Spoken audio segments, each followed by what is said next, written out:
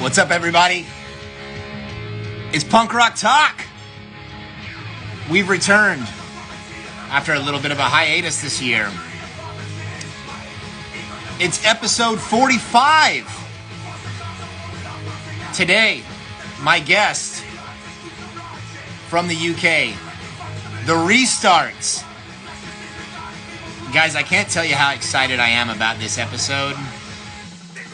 This is going to be our first episode having a band on that is not from the States.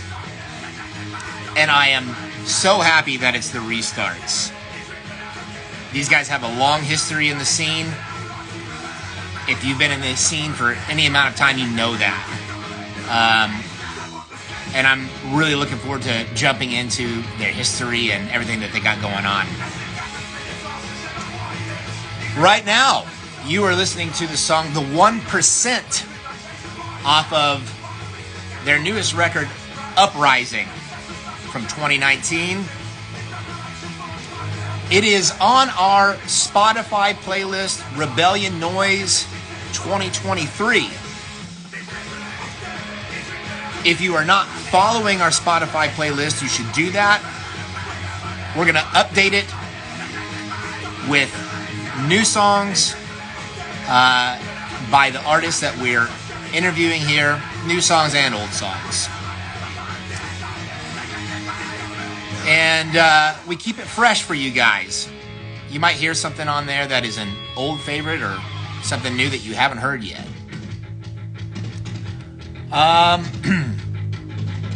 This episode of Punk Rock Talk and every episode of Punk Rock Talk are brought to you by our wonderful sponsors, Dead and Buried Inc.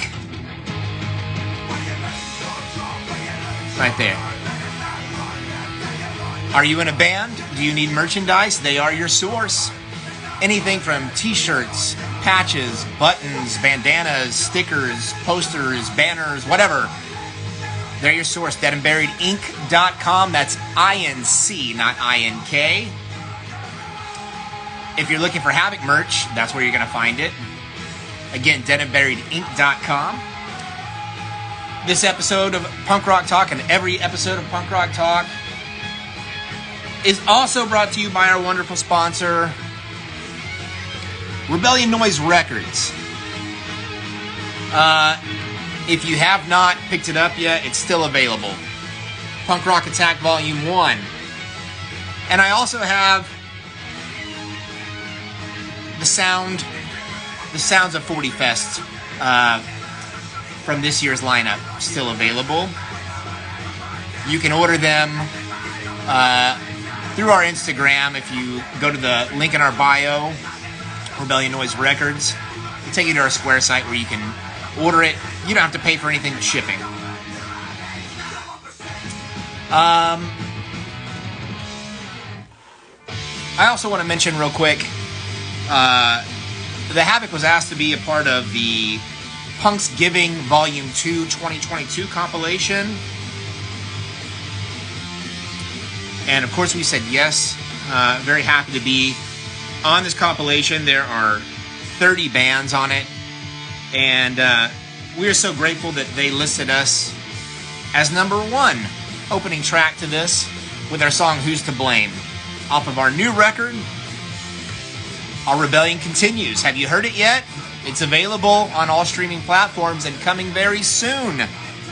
Vinyl. In fact, there is pre-order available for vinyl. You can find the link to that in our bio. On Voltage Records website, voltagerecords.eu. The vinyl is available in black, gray with red splatter, and red splatter. Red splatter is limited. It will also be available on Dismantled Records distribution here in the States with half yellow, half gray color. Also limited. So if you would like a copy of that, click the link in our bio. It'll take you to Voltage Records web store where you can order it. And it will also be available on Dismantle Records website very soon. And I'll keep you posted as soon as we know about that. You'll know. I'll be mentioning it here on Punk Rock Talk, as well as we'll be posting about it on our socials. A little bit more of an update for you guys for the Havoc. We have some West Coast dates coming up in August. We have not posted the tour flyer yet, but the dates are confirmed. They are August 4th through the 6th with Dogface Bastards. The 4th will be in Fresno at Destructive Warehouse. The 5th will be in Upland at Rock House Brewery. And the 6th will be in Oxnard at Mrs. Olson's. Excited to get back out there and do some shows for you guys. One last thing I wanted to touch on before we bring on the restarts. If you watched episodes last year, you're familiar with Britt from Oil Change needing heart surgery. We talked about it on almost every episode last year once the news came out.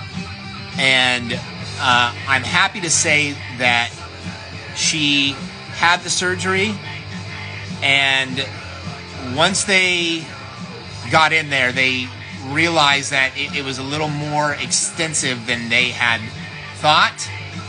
But fortunately, the surgery was a success, and she is recovering now.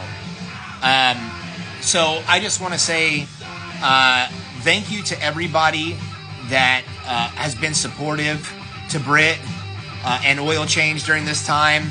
Heart surgery is scary, but I had no doubt that it was going to end up on the positive side of things, and that she was going to be coming out of that healthy. So shout out to Britt, shout out to Oil Change. Love you guys.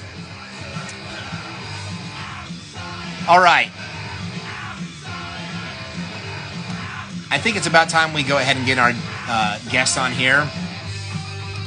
But before I bring them on, if you guys have questions for the restarts or for myself, you can submit those by tapping the question mark icon on your device.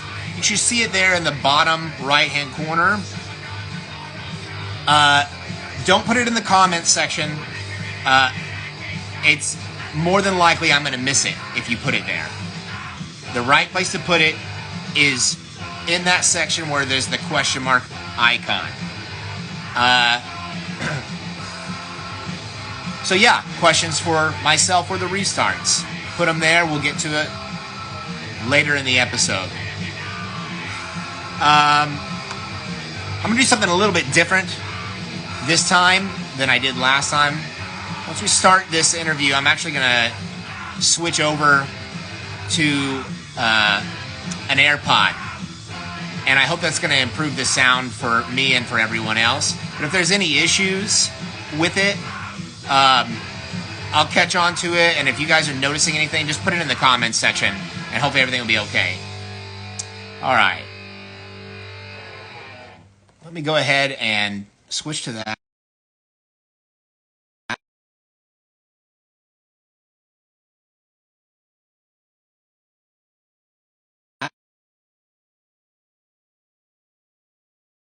Let's go.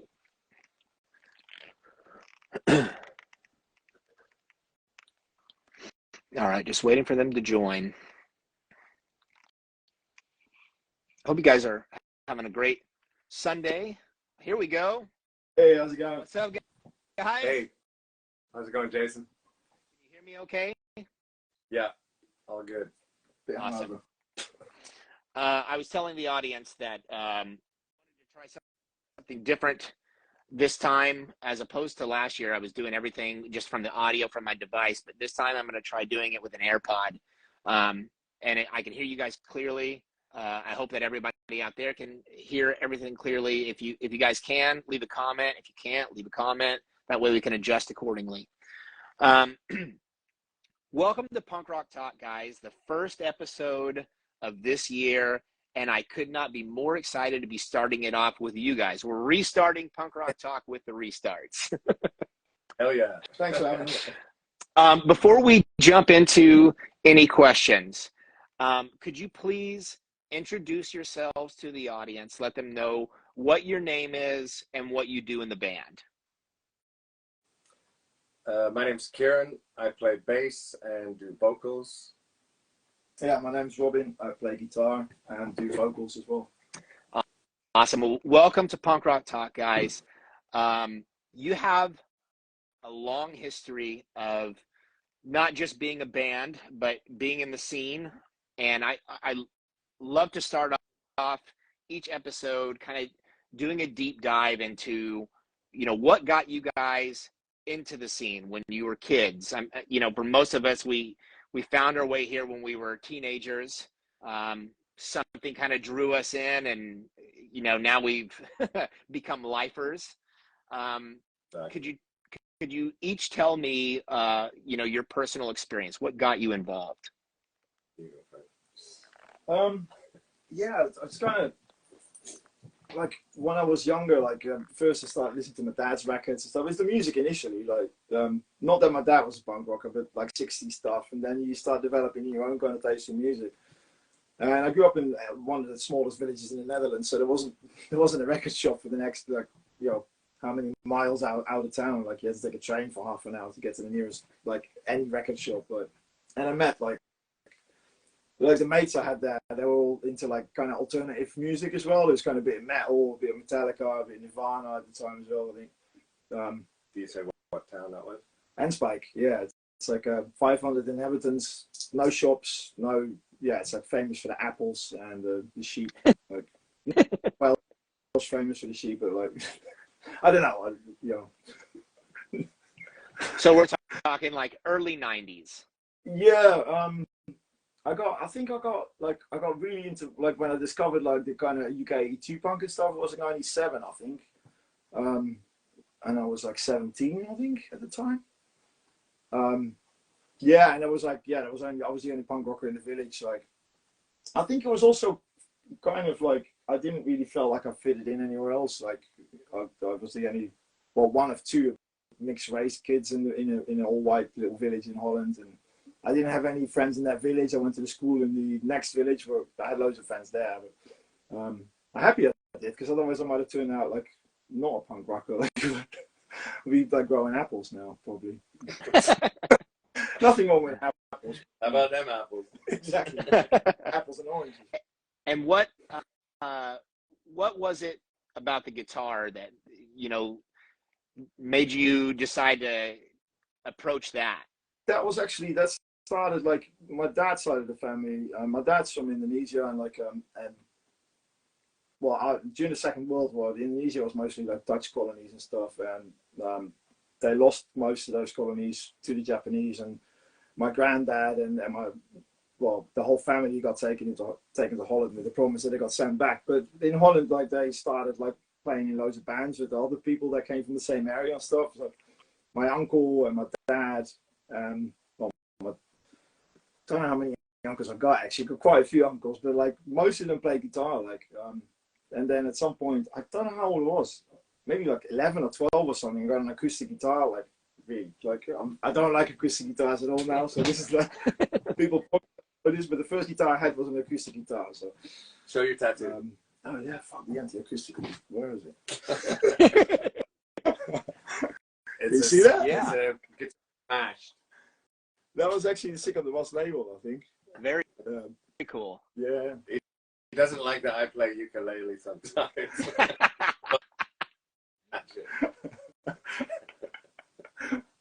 That's basically Kieran, how about you? What was it that led you into everything? So and the restarts were kind of 3 generations, so we're all so I'm the eldest. I grew up in a small town, Squamish, outside of Vancouver, west coast of Canada. And I just remember, I remember seeing news reports of when the Pistols came over, when they flew into New York, doing their tour, yeah, the tour of the U.S. and it was just such like the images were obviously they included clips of like London punks and whatever was going on in New York, and that just captivated me. I was like, yeah, I was like 10 years old, and I was just like, what the fuck is that?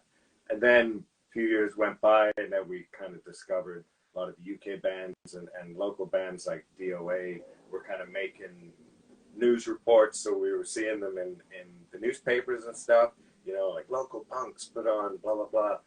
And so then we, as young teenagers, we would hitchhike down to Vancouver and go to these punk gigs at bands like DOA and SNFU used to come down a lot, No Means No, the Spores, and just straight away just seeing, because punks are always self-advertising, there's always a corner in a downtown part of the city where punks would congregate, and that was just like a recruitment drive, because these young kids seeing them, I was just like, whoa, what the fuck is going on there? And that just drew my interest, yeah. So it was initially the energy of the music, and yeah, and the look, and just it's like proud defiance of being like an outsider and someone that doesn't fit in, and that to me, there was something inside me that said I belong there. Yeah. And it wasn't to many years later that I actually picked up an instrument. I didn't pick up an instrument till I was 25. Wow. Mine were like in a band, and they said, "Oh, we need a bass player." I was like, "Oh, I can do that. I'll try that." It's only 4 strings. Yeah, but you know what? From bass player to bass player, I've got to compliment you, because you don't just, write it through on the root notes. You're all over the place. Yeah, that's, after 26 years, you accidentally learn how to play. So. But I love bass. I love that it's like it underpins everything. And people always think they're dancing to the guitar, but they're really dancing to the bass. Excellent point. Yeah. I want to talk a little bit about your songs, because there's an interesting mix that you guys include in every record. I mean, there's the obvious straight ahead, this is punk as fuck, it's in your face kind of songs. But then you guys kind of veer off in a different direction from time to time. There's the songs that have the obvious ska influence where, there's more of the walking bass line, and that's not so outside of the norm. But then there are other times where you guys go in a completely different direction, where you're going to hear synthesizer or different instruments that are not a staple in the genre. And what I like about it is it keeps the listener on their toes, but it also shows that the band is open to different sounds and going into different territory that is not just like the stereotypical street punk sound. But I'm curious, what was the conversation like when you first started writing music and you decided to throw things like that in there? So there's been several different lineups in the band. I think initially from the onset, we just wanted to be, like DB, Discharge, KSUK, Angry as fuck, Poison Idea.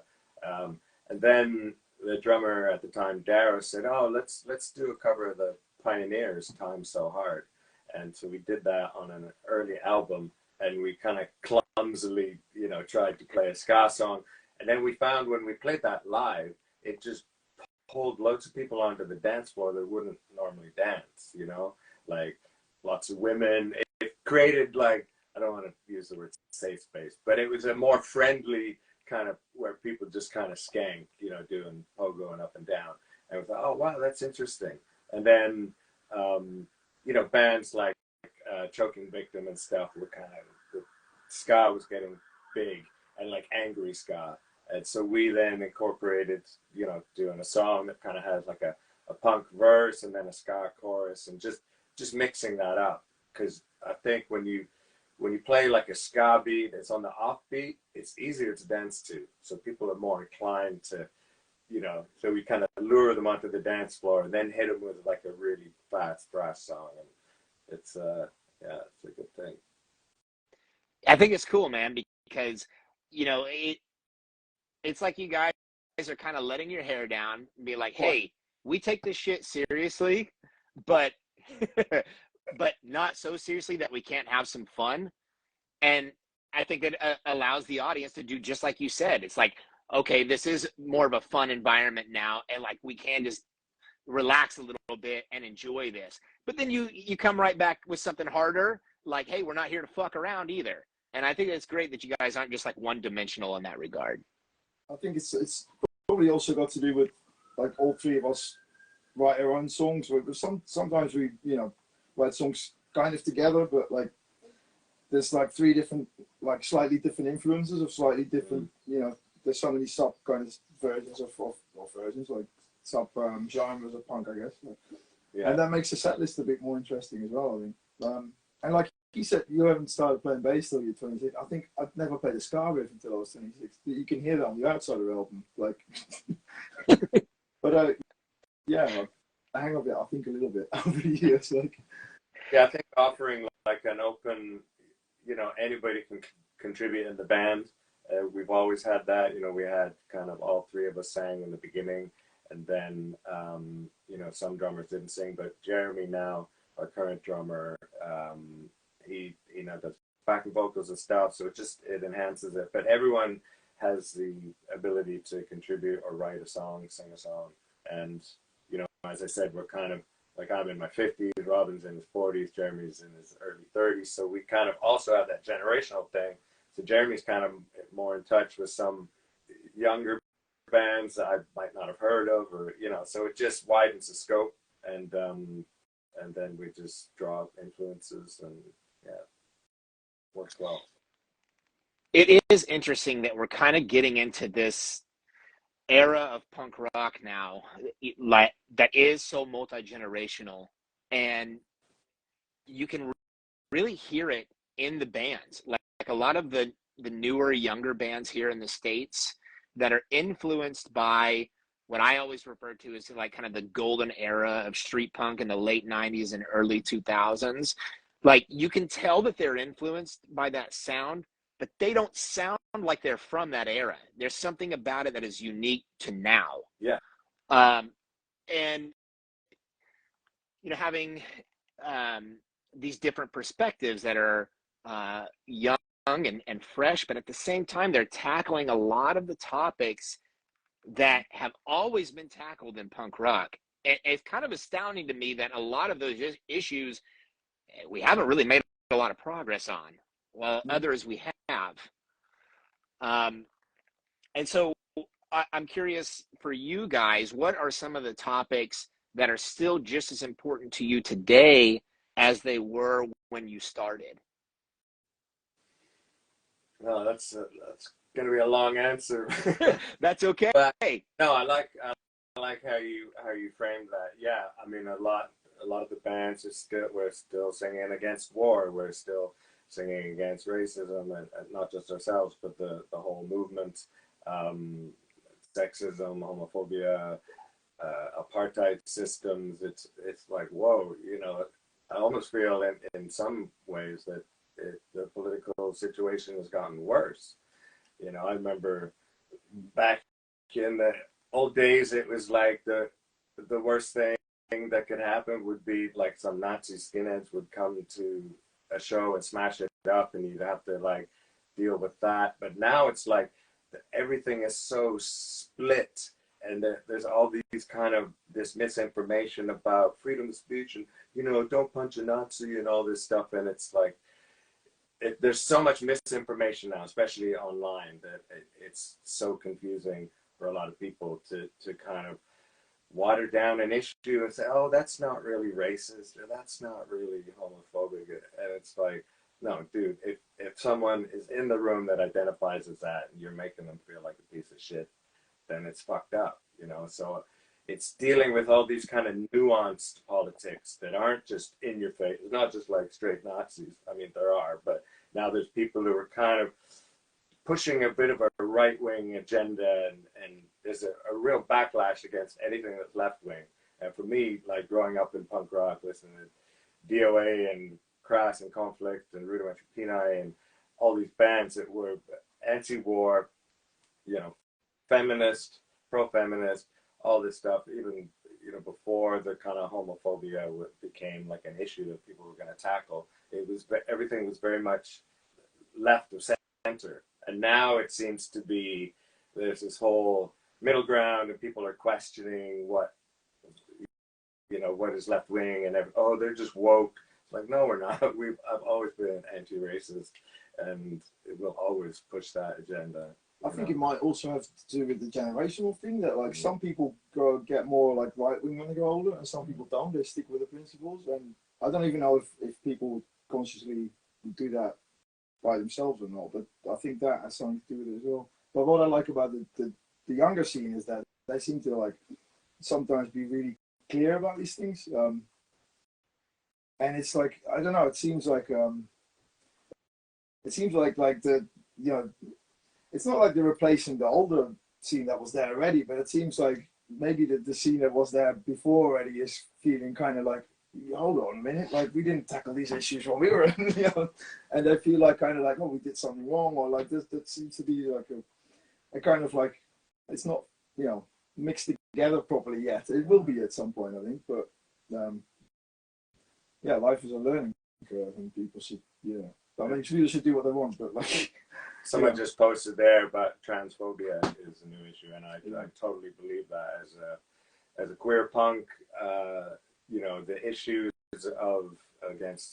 about homophobia we tackle, and in general it seems to be moving forward and progressing, but then there's this whole transphobia thing just takes it down a whole nother rabbit hole, and you even have like gay people that are being transphobic and, you know, saying that trans people are grooming kids with the whole drag queen story time, and that is so fucked up. And yeah, there's a bunch of new bands coming up, young bands that are young and queer and fucking angry and trans and non-binary, the whole scope. And yeah, we will do whatever we can to give them a platform, because that's the new generation and the new battles to be fought, you know. So we support that 100%. I'm glad that you mentioned those things. June is Pride Month, so I just want to say happy Pride to everybody out there. And I couldn't agree with you more. You know, these are really important topics that for me, I grew up in what I would call a kind of Christian, traditional, Baptist, right-wing, Republican household. And those kind of topics were either dismissed, swept under the rug, or spoken against. And it wasn't until I kind of got out of that environment, when I left Oklahoma and I moved to Southern California, and I was surrounded by all this different, beautiful culture and differences of opinion, different points of view. I wasn't just caught in this conservative bubble any longer. And I thought, you know, with different interactions from people, it's like, wow, I have kind of been like in this like imprisoned mindset for most of my life, and kind of taught that anybody that had a different point of view were wrong, and they were going to burn in hell and all this bullshit. And I'm so happy that we're getting to a point now in society where not only are we talking about these things, but a lot of people are supporting the queer community in a way that would have never happened a decade ago. And as uncomfortable as it may be for a lot of people, that it's kind of ruffling feathers. I think that's fucking important. And I think that, like you said about the new generation, Gen Z, you know, they've kind of been labeled as the Zoomer generation here. You know, we have boomers and now Zoomers.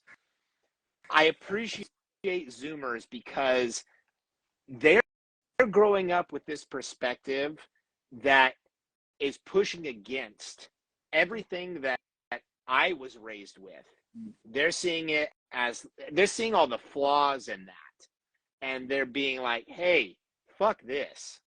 All of these people at the end of the day are people. Yeah. And as humanity, we should be able to go out into society and support one another for the betterment of the human race, not shame people, make them feel like shit, or tell them they're going to burn in hell because they're queer. Like, who are you to pass judgment on somebody because of their sexual orientation? And again, like hitting on the, you know, all of the transphobia now,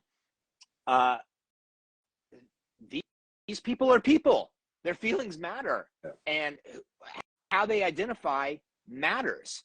And it doesn't matter if you don't like it. That person has a right to be themselves. And I love that you guys not only recognize that, but you want to give a voice to that. And so I'm curious, has that topic worked its way into some of your songs on older records that, you know, maybe it was kind of there but wasn't really at the forefront, whereas maybe some newer material might have that more at the forefront? Write some stuff down.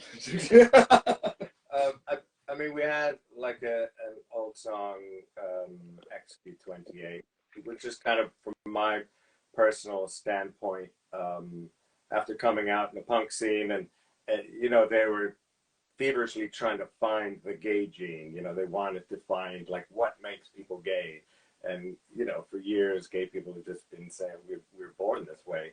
You know, we were designed this way, and we didn't choose to be gay. We just are.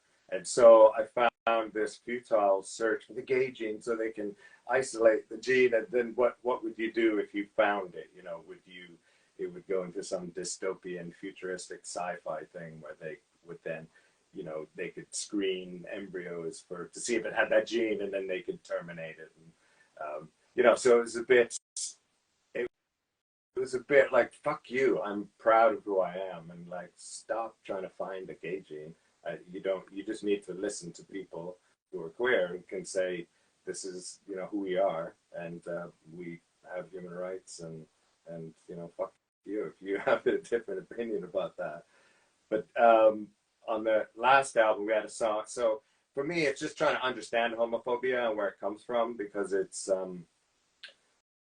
I don't know. I think it's learned, you know, because a lot of people, a lot of people surprisingly will never have met someone who's gay, you know. So I'm like, how can that happen in this day and age? And then people are like, oh yeah, you know, they're pretty cool, you know. It's like, well, yeah, you know, because you're prejudging them that they may not be cool. That's where the issue is. And I think some people, when they get older, like to my age, they're like, okay, I'm older and wise, and these are my opinions. And they don't like to hear when like some new upstart, like some trans person's like, these are my pronouns, and they're like, I don't want to do that. That doesn't, you know.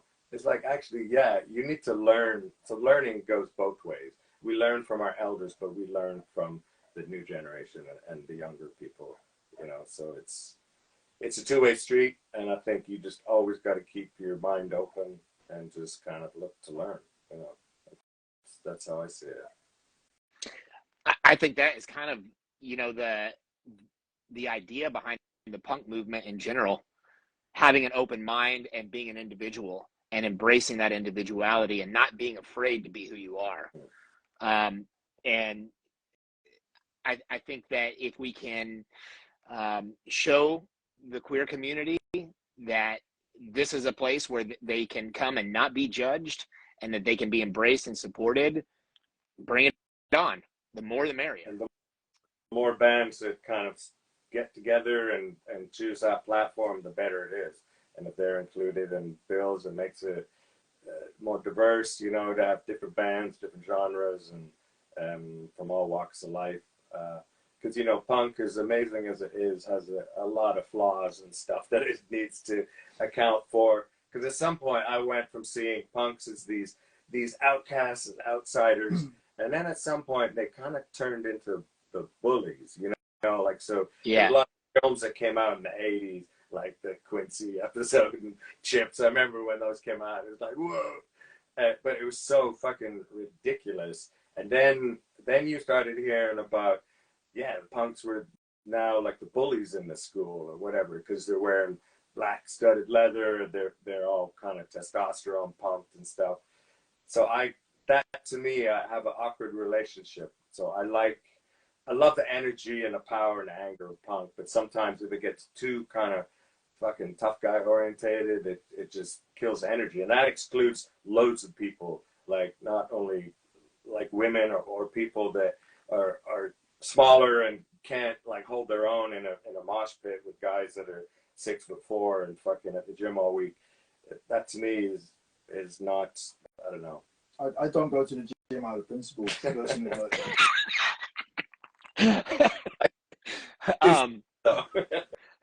I cycle. I'd love to touch on that topic a little bit more, but before I do, I just want to address the audience real quick. We are getting very close to our time to start the live Q&A. I see that there are already 5 questions loaded up in the queue. If you have questions for myself or the restarts, now is the time to submit them, because we only have about 20 minutes left of this episode, unfortunately. So we're going to jump into that here in just a minute. But to touch on what you were just talking about, like punks being bullies, you know, this weird thing started happening here in the States in the early 2000s when the Havoc was first active. It almost became like this thing where like there was this elite mentality in the scene of like, you know, are you street punk enough? Or are you UK 82 enough? Or are you 77 enough? And this whole idea that the fashion is more important than the message of the music started to really dominate the scene. And you had these people that wanted to treat the scene like it, you know, it was for members only. And if you didn't like these certain bands, you weren't cool enough to be a part of it. And the Havoc, we experienced that firsthand from some of the other bands and, you know, some of the other, you know, like kind of elitist mindset kids in the scene. I just want to say to all those people, fuck you. This scene is about embracing one another. And especially since we're reaching this point now, like you said, it's multi-generational. The newcomers to the scene, you know, you'll see those kids come in. It's obvious that they're new. You know, they might have a leather jacket and like a couple of patches pinned to it, like a Misfits patch or whatever. And, you know, that person's looking for something to belong to because they're coming from something that's uncomfortable. They're coming from some environment where they don't feel wanted, most likely. Yeah. And if you think that they're not cool enough to be a part of it, you're the one with the problem. You're the one with the wrong idea. You need to either adjust your attitude or get the fuck out of the scene. Yeah, they want guidance, friendship, and they want camaraderie, you know, and a good time. I actually think like the bullies, there are bullies in the punk scene, of course, but I think they are the ones that actually do leave the scene eventually, either voluntarily or not. But like you know, it ends up being like, oh, maybe it's just the face for those people. Like, you know, I don't know. Usually the ones that, in my opinion, but yeah, I don't know. It seems different in every city and every country.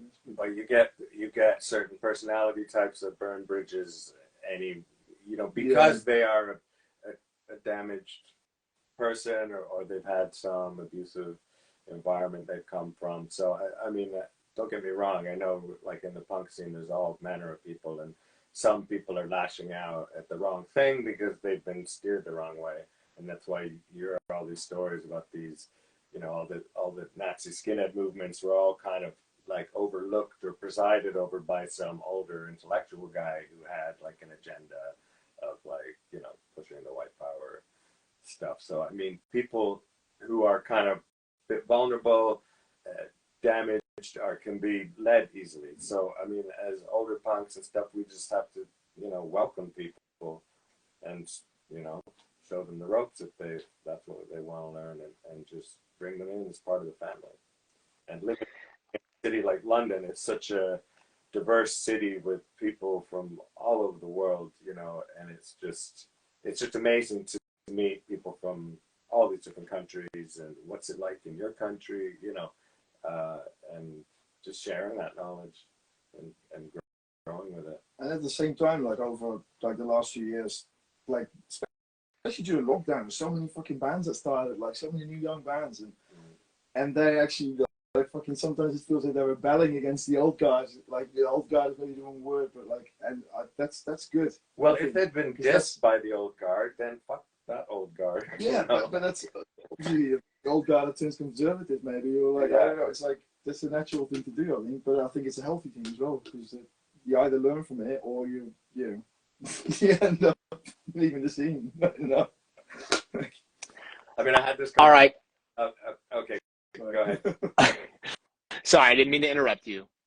No, I'm just saying. I just earlier today in the park there was a gig, and I had a conversation with some people my age, and they were talking about their children, and children always find something to rebel against their parents, even when their parents are punks. You know, so it's, you think, oh, I'm a punk parent, and it's going to be easy, you know, an easy ride with the children. But no, they will find something to rebel against, because that's just the natural order of stuff. You need to reject the older order or challenge it, and, you know, move forward together. That's why I don't want kids to. They'll probably turn out to be Zionists or coppers or something. Okay, guys, we do need to go ahead and move into our live Q&A. Before we jump into that, real quick, I just want to give a shout out to my good friend Noah Batterson. He is who designed the new Punk Rock Talk podcast logo. He did an excellent job. Right. He also did the new flyer with the restarts on it, and he's going to be doing all of the new flyers. So just shout out to Noah. Thanks, man, for all your help. I really appreciate you. All right, guys, let's jump into this live Q&A. We've got 7 questions loaded up right now. Let's see what they are. Okay, John Peak 14 says, what do you guys think about Greta Thunberg staging her last arrest? Is that something you guys want to tackle? Who's arrest? Greta Thunberg staging her last arrest. I didn't see that, actually. I didn't see it either.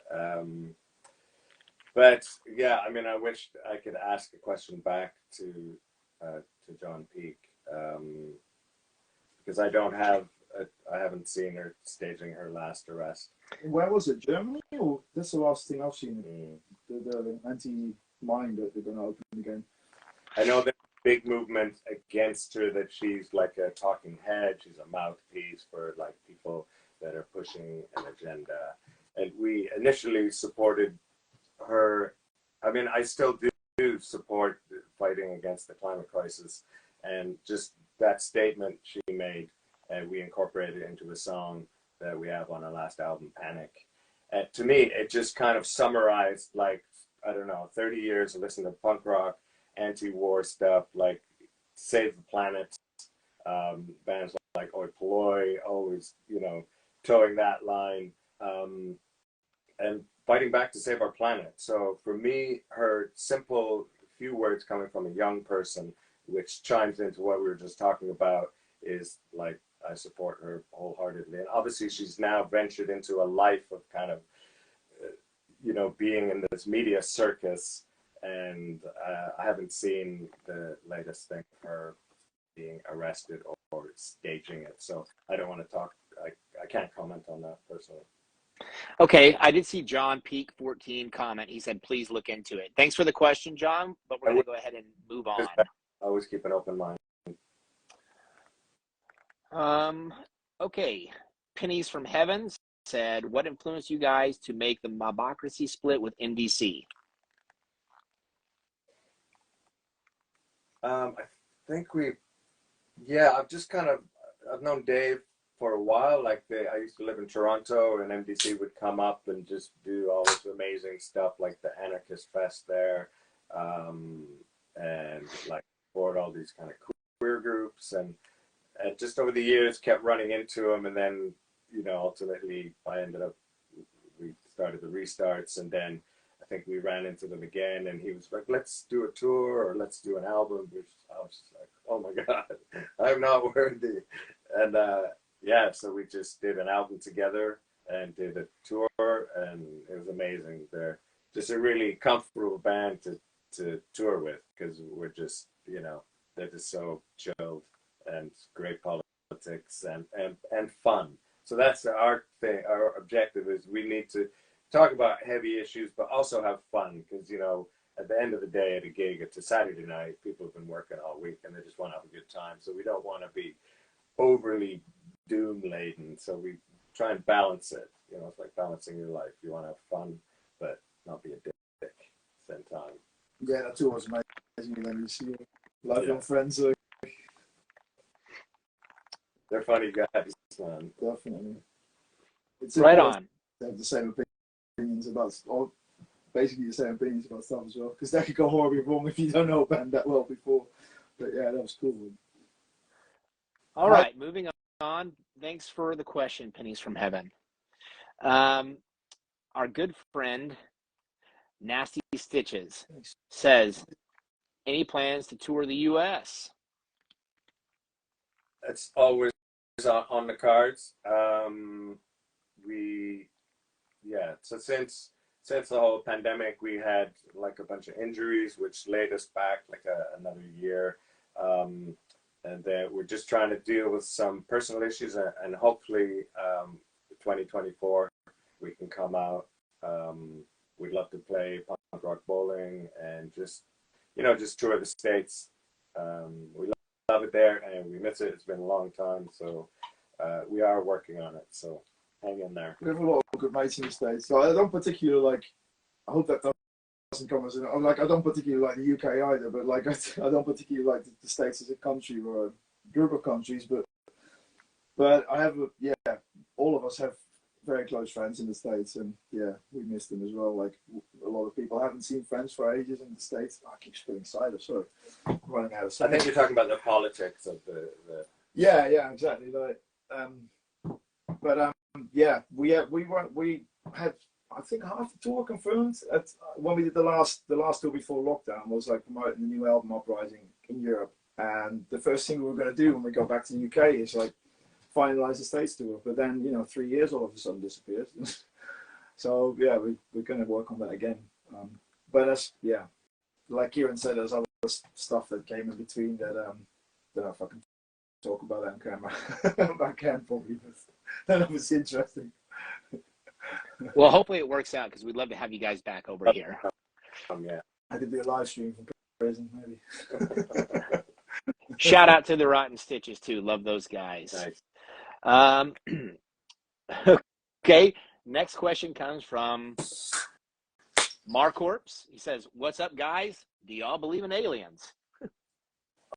I don't know. I would say yeah. I think it's arrogant to think that human beings are the only entity that has consciousness in this world. Like, even on this planet, like maybe I can't like rule out. Obviously, I'm not qualified to rule that out, but I can't rule out that maybe ages and ages ago there was some alien involvement in getting humans to be able to think differently. Or building the pyramids, or I think.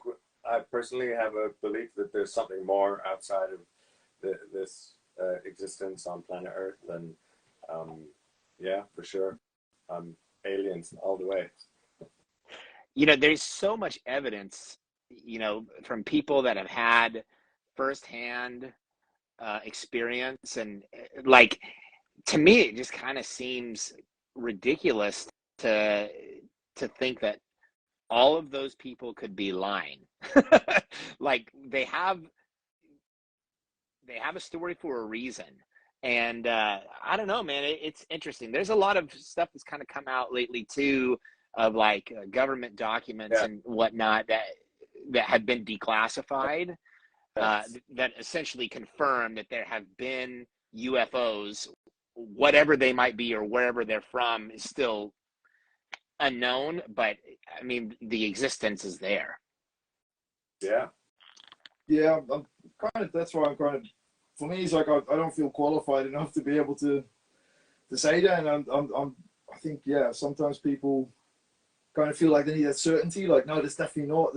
For me, it's like, I don't know. Like, you know, like, maybe yes, maybe not. But it's not something that would bother me if it's no certainty. I think that's why some people are very adamant about their opinions about it, although they might not be qualified to have those opinions. But you know, right.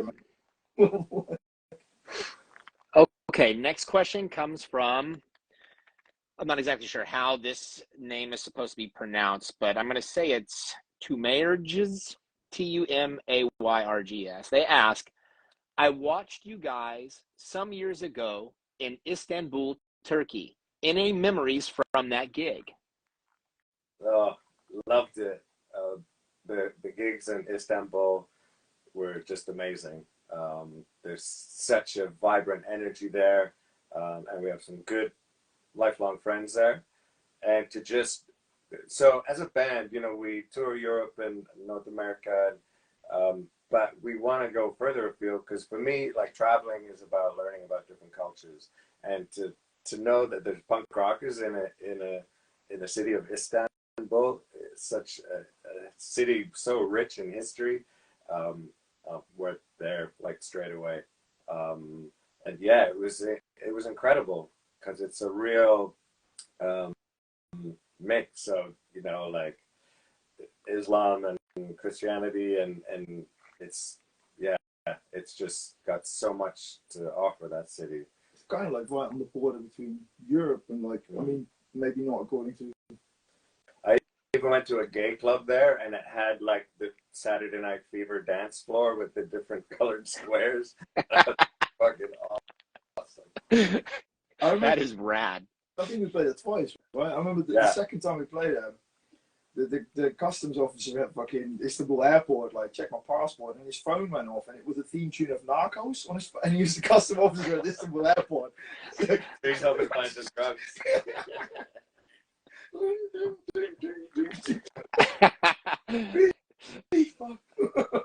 But NBC tried to play there on the last European tour, and they couldn't get in the country. So I don't know if I'd like to go back there if we can, but I don't know what.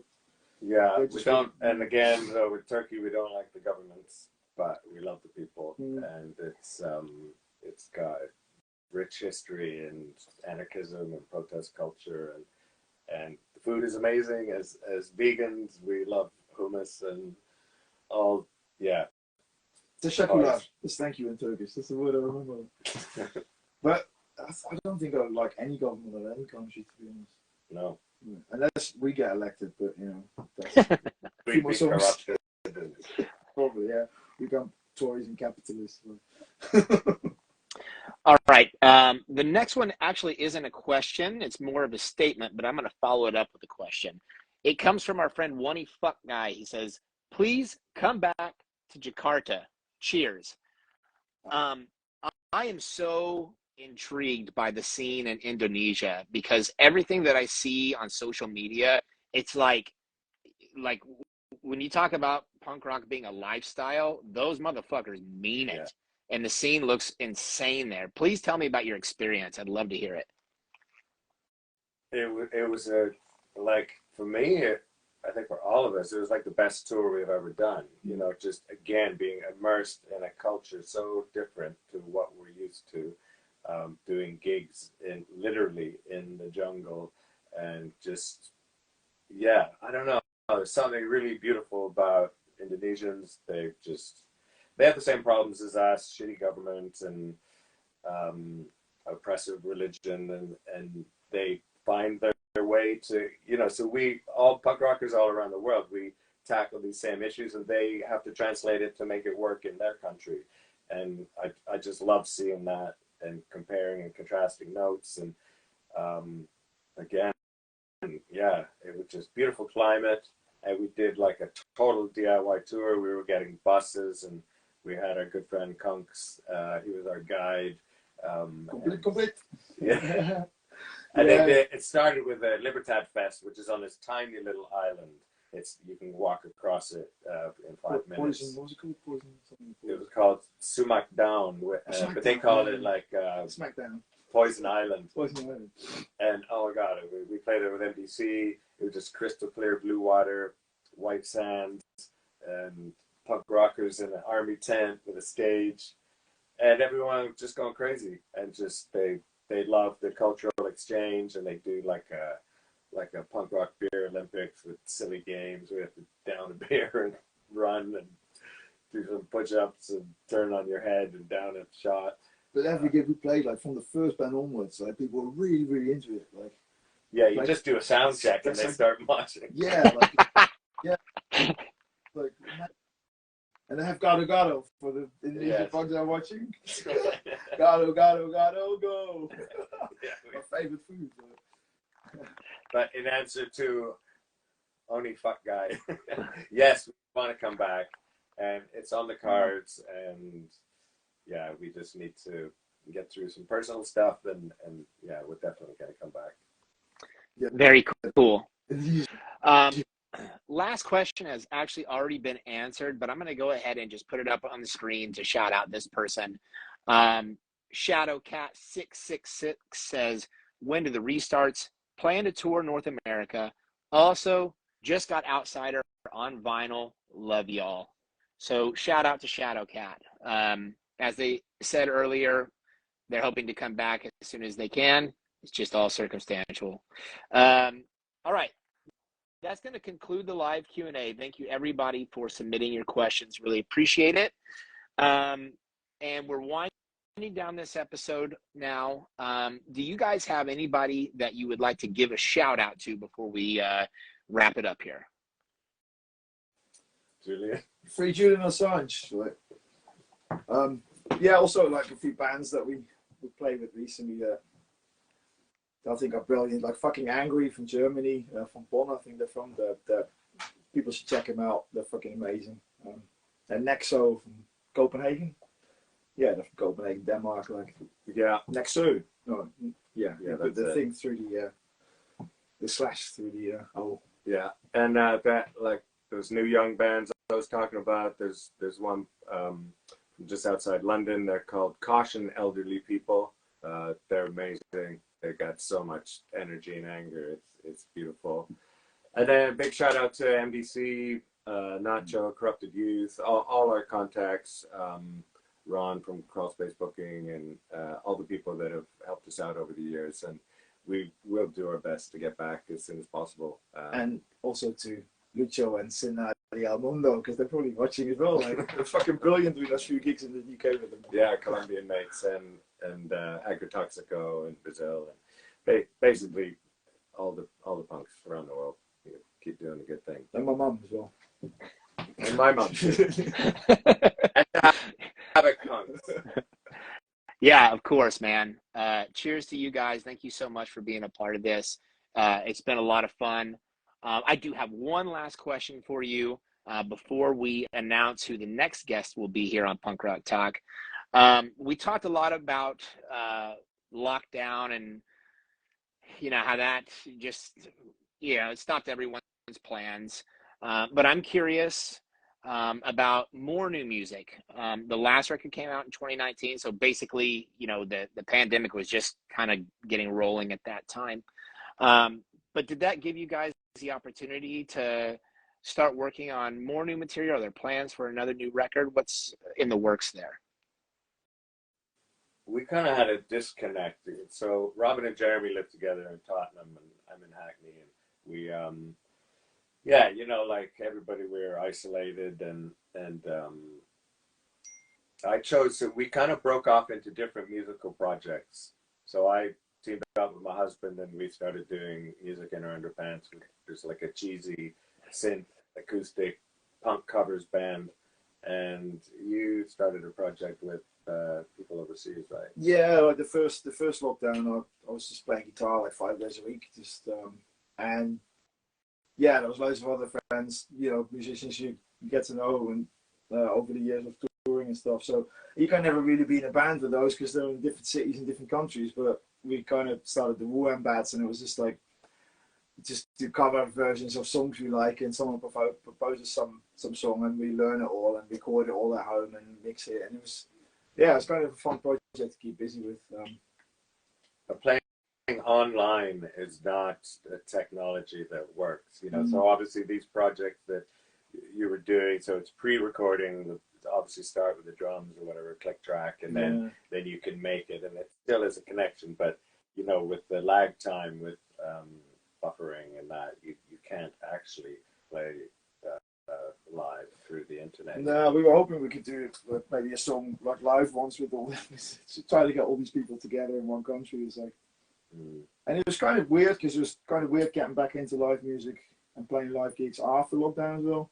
Like, I don't know, I you know, I discovered other hobbies during lockdown as well. So I was almost felt more busy during lockdown than I was before that. Like, which got me into trouble a little bit as well, but it's worth it. But, yeah, I wouldn't want to relive it, but there were some good things that came out of it, you know, and I think people reassessed their outlook on life. But yeah, it was some music came out of it, but not restarts. I mean, we're working on new material at the moment. So to be honest, I think there was some lyrics ideas I got that actually came from experiences through lockdown, which I probably wouldn't have thought of if it wasn't because of lockdown. Good and bad, like silver linings. Well, very cool. Again, thank you so much for being a part of this episode. Is there any place online where people can get Restarts merch or records or anything?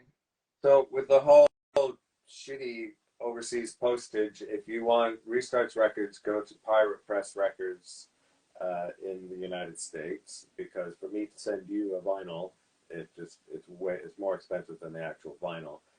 We do have a Restarts web shop that it needs to be restocked, but that's restarts.co.uk. Or if you just Google the Restarts band, all our pages come up. Yeah. Perfect. Cool. Okay, guys, that's going to conclude this episode of Punk Rock Talk. Thank you to everyone that has tuned in. If you're watching this, I want to let you know that things are a little bit different this year as opposed to last year. Last year, we were doing Punk Rock Talk every Wednesday. This year, we're moving it to Sundays. And the goal is to be doing it every other Sunday, schedule permitting. We're still trying to kind of flush out all the details for that. So bear with us, but keep an eye on the Havoc social media. We will always be posting about when new episodes are going to be airing and all of that. Having said that, would you guys like to announce who the next guest will be on Punk Rock Talk? Okay. The next guest on Punk Rock Talk will be Mark. From the Unseen. You were supposed to say Unseen. I said Mark. It'll be on the 25th. No, the 25th of June on the Sunday, same time as this one. And greetings to you, Mark. I haven't seen you in ages, but have a good interview. All right. Thanks, guys. Yeah, Mark Unseen, Sunday, June 25th, same time. Another interview that I'm really looking forward to. Shout out to Mark. Shout out to the Restarts. Love you guys. Thank you so much again for being a part of this. And hopefully our paths will cross in person sometime. I hope so. Nice one. All right. Cool. To play us out, again, this is Outsider by the Restarts. Have a great Sunday, everybody. We'll see you next time. Cheers, man. Later. Up the punks. Up the punks. Up the punks. Free Palestine.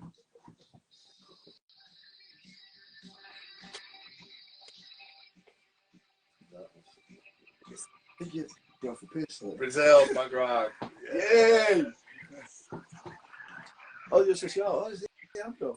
Cool. How's it going, Oh, man? the intro. Adios. Hey, noise!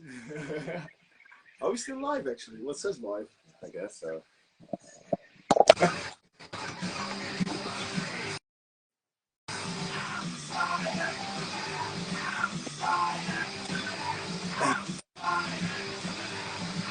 There's the Hey, noise!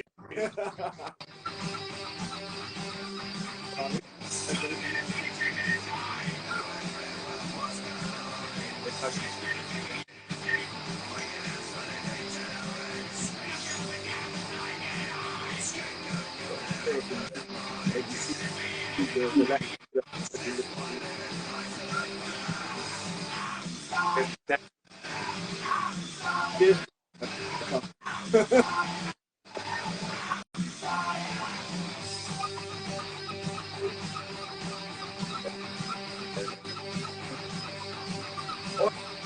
Oi, oi.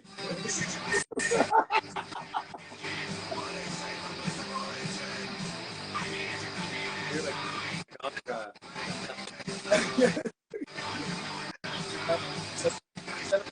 That's Lopez.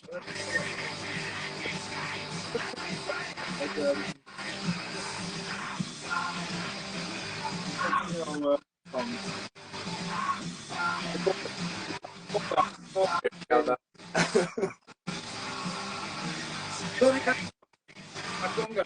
Good joke with Scenario Mondo about that.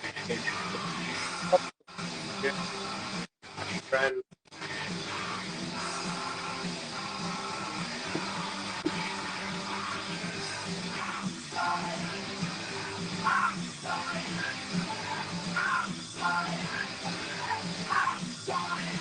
Welcome to our podcast. We're going live in a minute. We're going to interview Havoc Punks. Oh yeah, fuck Brexit, by the way. Yeah, I just sent a T-shirt to Czech Republic, and he had